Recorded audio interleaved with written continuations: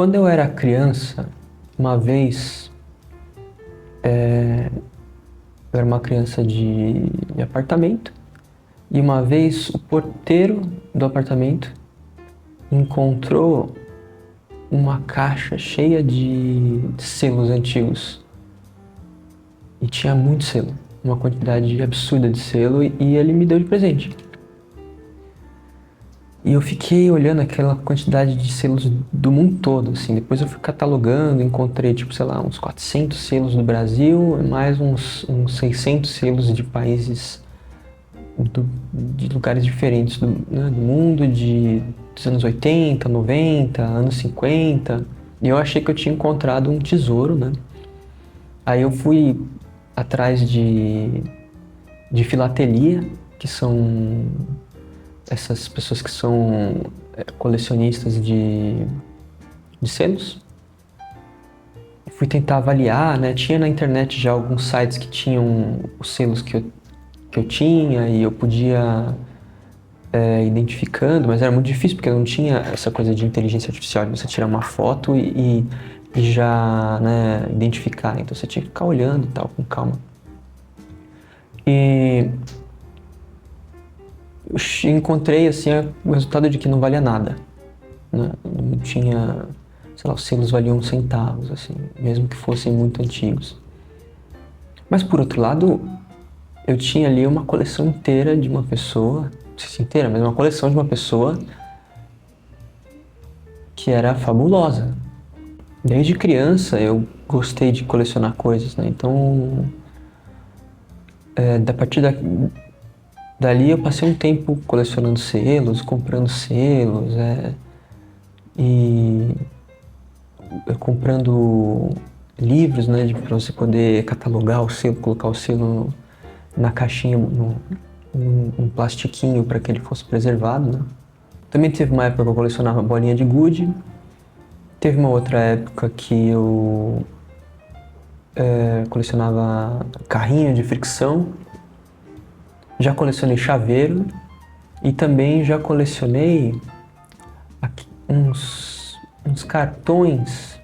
Eu não sei como é que chama aquilo, mas seria aqueles cartões de lotérica. Você comprava tipo uma cartela que vinha, sei lá, 20, e aí você tinha, sei lá, 20 chances de ganhar. Porque meu pai comprava muito. E aí eu gostava das figuras e eu ficava colecionando aquilo. Então eu sempre fui uma pessoa de colecionar, né? Eu achei que isso era uma particularidade minha, mas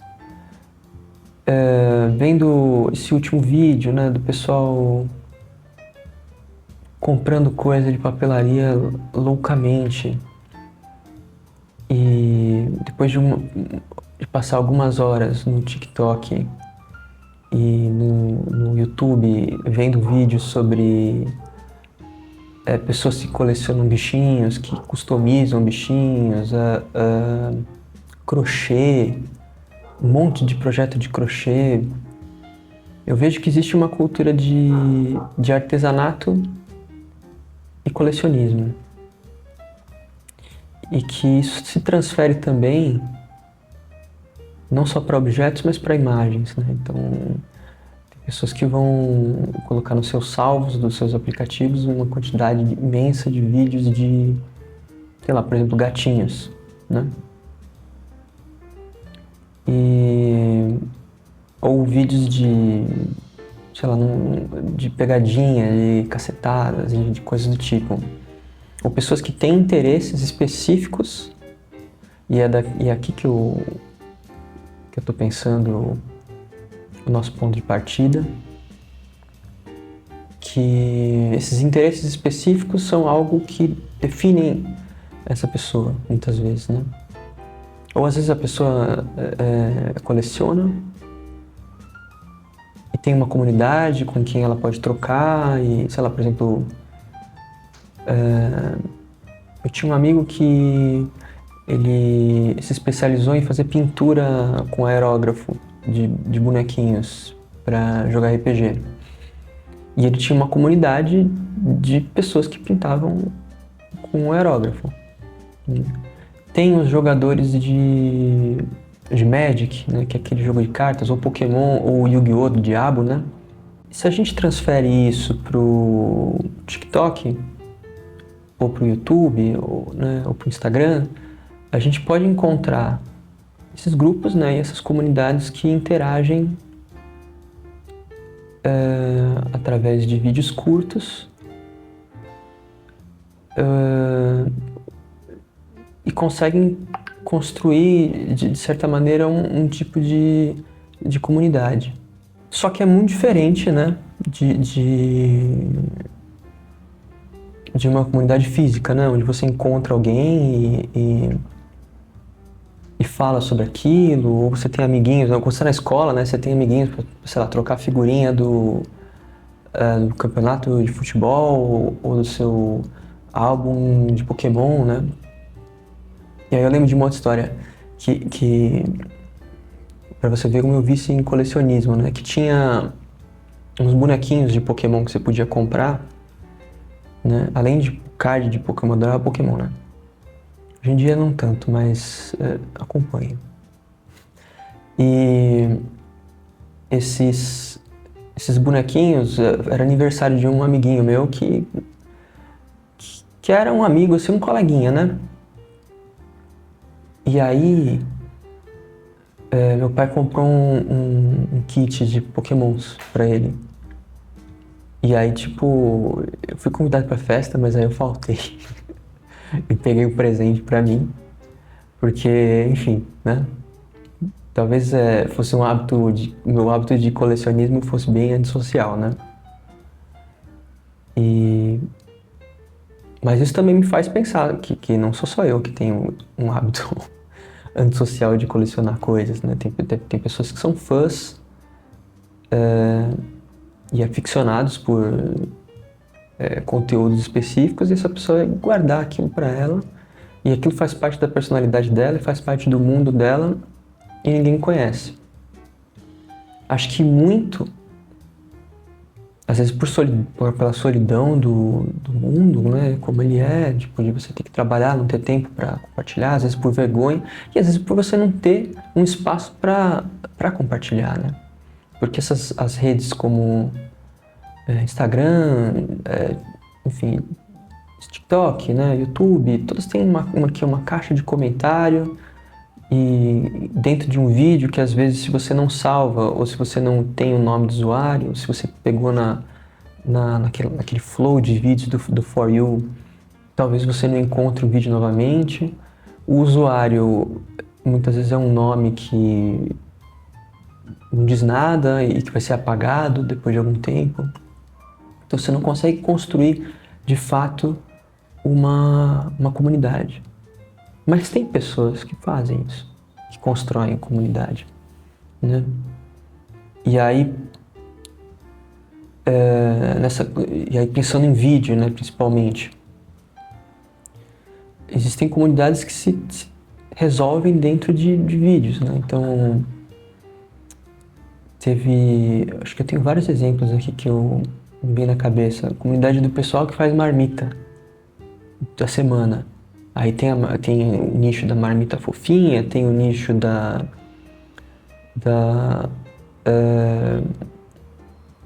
marmita decorada, da marmita funcional, né? Tem um outro que eu vi que eu achei bastante interessante, que são as mulheres de presos, né? Também se juntam para falar o que elas vão se juntar, né? Diria que está no subnicho da marmita, de alguma forma, né? Só que não tem uma mistura exata, né, com o pessoal da marmita fofinha ou da marmita funcional, porque aí o caso é de você fazer um alimento para levar para a pessoa que tá presa, né?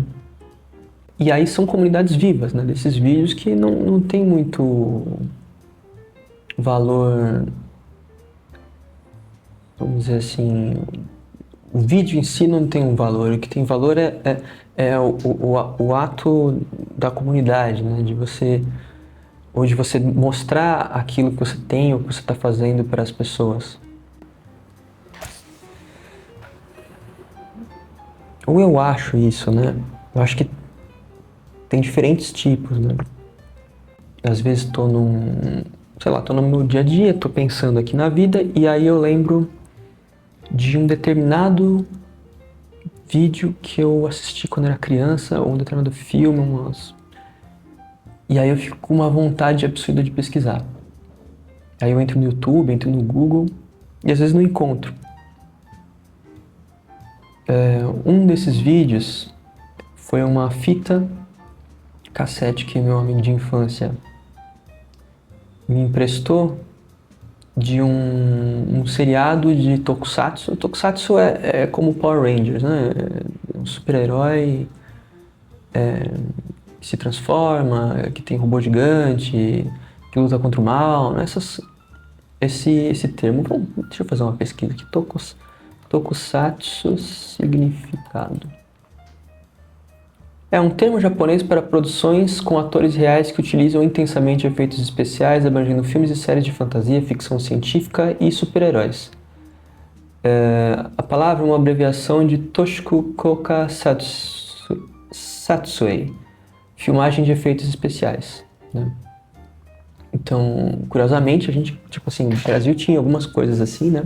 Tinha na TV Manchete, né? Que, tipo assim, quando eu tinha, sei lá, 5, 6 anos de idade, ela ainda existia e eu podia assistir Jaspion e Jiraiya, né? E Jaspion eu gostava mais, mas depois, na revisão, né? Depois de adulto, quando eu fui assistir Jiraiya, eu percebi que Jiraiya era muito mais legal que Jaspion. Só que Jaspion ficou muito famoso no Brasil. Jaspion ficou muito famoso no Brasil, embora não fosse tão famoso no Japão, dizem as más línguas, né? Um dia eu pesquisei isso, eu não lembro direito, né? E tem um outro também que era Cybercops, que eu não assistia tanto. Eu sei que eu gostava muito de Jaspion. Ah, também tinha o Kamen Rider Black RX, né? Que era também bem legal, era de moto e também foi tipo uma época, quando eu era criança, que eu fiquei tipo assim, nossa. Mas aí, enfim, esse meu amigo me mostrou uma fita em japonês, porque os avós dele iam pro Japão e compravam jogos do Japão, compravam fitas de seriados e coisa do tipo, e comprou a fita do Kaku Ranger, né? E eu assisti aquilo, eu não entendi nada, tava tudo em japonês, mas eu fiquei maluco. Aí eu falei pra ele assim, meu, me empresta essa fita. E eu assisti, tipo, quando eu era criança, tipo, umas 4 vezes, assim, o episódio. Porque eu achei muito legal. E aí depois de adulto eu fui pesquisando e encontrei no YouTube o material. Mas ainda... E aí fiquei interessado, encontrei com abertura traduzida em português, em inglês e tal, mas ainda não tive a façanha de encontrar o seriado inteiro, né, para assistir. E também não encontrei uma fanbase, né, de Kaku Ranger que pudesse me... Talvez se eu escrevesse em japonês, né, fosse encontrar melhor. Mas aqui no Brasil ou na comunidade dos Estados Unidos, vamos fazer uma pesquisa aqui. Kaku Ranger. Reddit, vamos ver assim. Pô, até que tem. Aí tem um pessoal aqui na comunidade de Super Sentai, que seria também essas coisas de super-herói, né? Que mencionam o Kaku Ranger, mas não tem enfim, não encontrei ainda essa temporada, né? E eu sei que, tipo assim, esses programas são feitos até hoje, né? Então você tem o Kamen Rider Black RX, que é o segundo, se eu não me engano, tem o Kamen Rider Black e o Black RX, né? Que passaram no Brasil. Eles têm até hoje, assim. E vende boneco, vende moto, vende tudo, né? O Power Rangers, né, que é americano, Mighty Morphin Power Rangers, que passava na Globo, né, que era... Enfim, eu achava bem da hora. Não gostava tanto quanto Jiraiya e Jaspion. Mas assim, tava ali, entendeu? Era uma coisa que dava pra assistir e tal. E aí foram saindo temporadas e temporadas, e se você entra na página oficial do Power Rangers, tem ao vivo as temporadas passando, assim, pra você assistir loucamente e tal. E eu já assisti um pouquinho e tal, mas enfim, não é tão legal. Talvez por causa dos efeitos especiais agora serem em 3D, não ter aquela coisa do robô, assim, de brinquedo ali, né, se mexendo e tal. Não é tão legal. Uma comunidade vendo aqui, né, na página, uma comunidade de 11,1 milhões de inscritos e 6,7 mil vídeos, eu acho que me diz que aqui existe um investimento para que essa comunidade esteja viva e que esse movimento esteja vivo, né? No YouTube eu não sei exatamente onde que eu encontraria, sei lá, vamos ver se tem um Kaku Ranger aqui, tipo... Não, aqui no YouTube não vai ter o Kaku Ranger. Aliás, vamos fazer uma pesquisa também se o Kaku Ranger ainda passa, né? Aí tem o Wikifandom, né? Kaku Ranger Super Sentai. Esse aqui, o Kaku Ranger em específico, na verdade, ele não chegou a continuar. Esse tipo de conteúdo que você tem informação na internet, mas você não tem o vídeo inteiro na internet, a gente pode chamar de Lost Media, né? E às vezes é Lost Media para um determinado país, né? Não sei, mas... Ou Lost Media que foi perdido de fato, né? Kaku Ranger não, tenho certeza que eu vou encontrar em algum lugar. Porque era famoso no Japão. Mas aí o que eu penso é isso, é uma comunidade, uma cultura que aconteceu em um determinado momento em volta de um produto audiovisual que desaparece depois de uns anos. E aí você só vai conseguir acessar através de algum database, algum site, uma biblioteca específica que te ofereça vídeos para você assistir. Isso é uma coisa que é uma crise constante da nossa vida de audiovisual. Tem memes que você está procurando que não vai encontrar mais, ou que a qualidade baixou de tanto que subiu e foi apagando e hoje em dia a imagem tem uma qualidade péssima. Hoje em dia a quantidade de dados que é feita também, e se você pensar não só... Pensar em TikTok, em Instagram, YouTube, né? É uma quantidade de vídeos que parece que não tem uma intenção específica em preservar, né? O YouTube vai lá e vai apagar e você nem vai ficar sabendo, né? Ou quando cai uma rede social, né? Quando o Orkut foi cancelado e teve um tempo que o servidor ficou aberto ali para você salvar as coisas, mas depois acabou, desapareceu. É um pedaço de informação da vida que desaparece. Que leva a um debate que é, tipo assim, o que a gente quer guardar, né? Ou o que a gente quer manter, né? E que entra em conexão justamente com o outro vídeo que eu trouxe, que era, tipo assim, por que a gente assiste essas coisas? Por que a gente cria uma cultura em volta disso? Por que a gente consome? E eu outro dia entrei num site de baixar filme, essas coisas, e achei uma série que me interessou muito, chamada Sukeban Deka, que é a detetive delinquente, que é tipo uma super-heroína, é um live action, né, com atores e tal. Não é bem uma super-heroína, é uma garota colegial, um pouco mal criada, que combate o crime com um ioiô metálico, né? E eu fiquei assim, tipo, meu, que negócio esquisito, eu quero assistir. E aí assisti as 3 temporadas, as 2 primeiras temporadas eu gostei muito, a terceira eu fui gostando, mas aí chegou um momento em que vira uma paródia de Star Wars. Porque tava passando Star Wars na época e acho que era o primeiro, não sei se era o primeiro ou o segundo Star Wars, sei lá. Não, era o terceiro Star Wars, da primeira trilogia. E aí virou uma espécie de paródia, e aí ficou uma coisa meio esquisita, assim, né? E ela deixou de ser somente uma colegial para virar uma ninja. Misturou um monte de coisa, né? E aí eu caí também nesse mundo, comecei a pesquisar, encontrei alguns... E aí fazendo uma pesquisa aqui no YouTube, eu não cheguei a pesquisar um fandom, né? Ou comunidades que falassem sobre isso que é Bandeca. Achei alguma coisa na Wikipédia, na época que eu estava assistindo. Mas pra mim, que tô aqui em 2026 e assistir era 2024, alguma coisa assim. Tipo, é interessante você consumir e colecionar, né, vídeos e informações sobre uma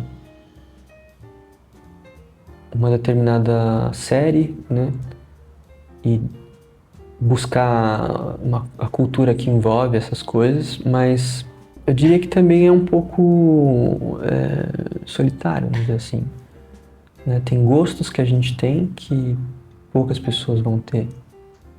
Ou poucas pessoas nesse período, né, vão ter, né? Sei lá, deve ter tido legiões de fãs nos anos 80. Né? Assim como colecionar selos deve ter tido uma época em que colecionar selos era um negócio top, né? Hoje em dia eu vejo que tem muita gente jogando xadrez, criando comunidade em volta de xadrez. Às vezes eu vejo no TikTok, vai ter comunidades de pessoas que estão comentando e fazendo vídeos de novelas que estão passando agora, sei lá, Beleza Fatal. E provavelmente, se você assistiu o Vale a Pena Ver de Novo, talvez se você pesquisar em alguma rede social, você vai encontrar um grupo de fãs ou uma comunidade que de alguma forma se comunica, né?